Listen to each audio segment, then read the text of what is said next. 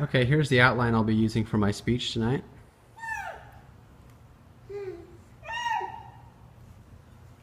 Okay, and my audience members are my fiance Destiny, my friend Damien, my mom Karen, and my daughter Scarlett. She's an audience member too.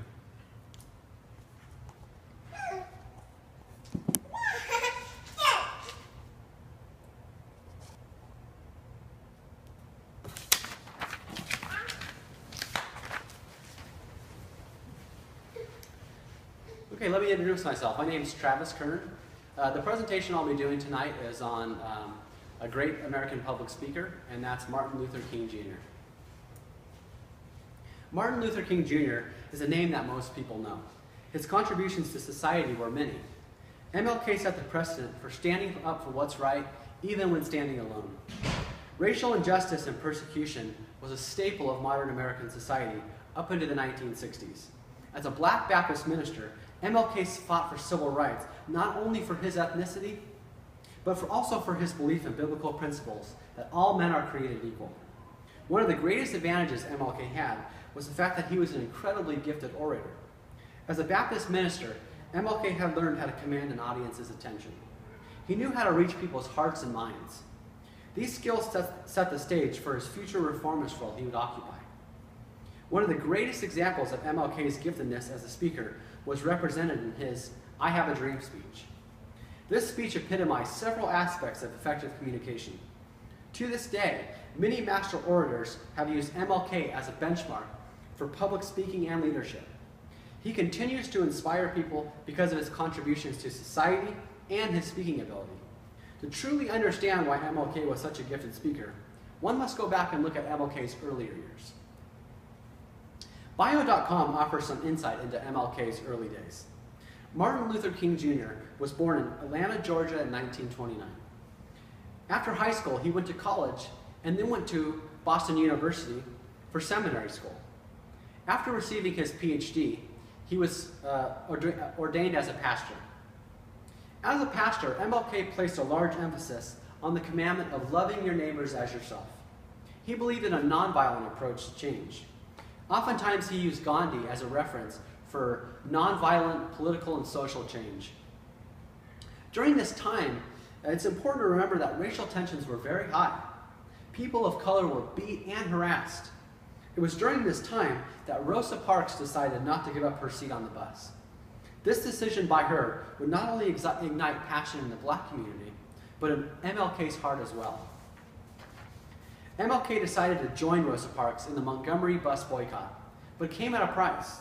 MLK was arrested for his involvement in the boycott, and even his house was burned down. His role in the boycott, however, turned him into a nationally respected figure. Before he knew it, he would lead one of the largest protests, the March on Washington. The March on Washington took place in Washington, D.C. on August of 1963. The march was an attempt to end racial segregation in schools and employment as set forth by the Jim Crow laws. Following the march, in the presence of 250,000 people in the front of Lincoln Memorial, he delivered his "I Have a Dream" speech. To this day, this speech is rated as one of the best speeches of the 21st century by a myriad of sources. Government Executive gives some key attributes that made that speech so powerful. Some of these include the following: allusions to the Gettysburg Address, the Emancipation Proclamation. He used a technique known as anaphora. This is where you repeat the same statement over and over. He said, "I have a dream. I have a dream," several times throughout it. He also used what's known as prophetic voice. This is where you speak with urgency, almost like an Old Testament prophet, such as, "We must," "We have to." He spoke with authority and integrity, drive, passion. And he also repeated phrases a lot because he wanted his audience to remember what he was trying to say. MLK's legacy includes being a reformer, activist, and orator. The educational community of TED Talks widely regards MLK as a model for speech delivery.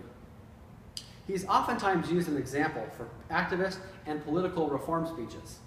He's oftentimes used in campaigns such as gun control, abortion, pot legalization, several others. Many of President Obama's speeches include facets of MLK's speaking styles. Although MLK was able to take charge of an audience and speak with fluency and articulation, what were the true aspects of MLK's speeches that made him memorable over the years? Well, Government Executive gives some more insight into this question. Context was always appropriate for his speeches. He used sources from history, from the Bible, sources that many people knew and understood. He also had good cadence in his speeches. He used good volume, pitch, speed.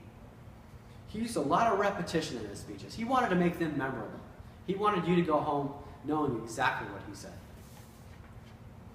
He made it very personal for his audience through connection. He created energy, passion, enthusiasm with his audience. Most of all, he spoke from his heart on an issue that affected many. It was a simple and direct message. All men are created equal. Martin Luther King was a man that will forever define passion, strength, love, dedication, intellect, and ability. MLK was born with all the cards stacked against him. He was born with little opportunity, surrounded by a world that viewed blacks as inferior and inadequate. After going to seminary school and becoming a pastor, MLK began to understand that something needed to be done to bring about racial justice for all.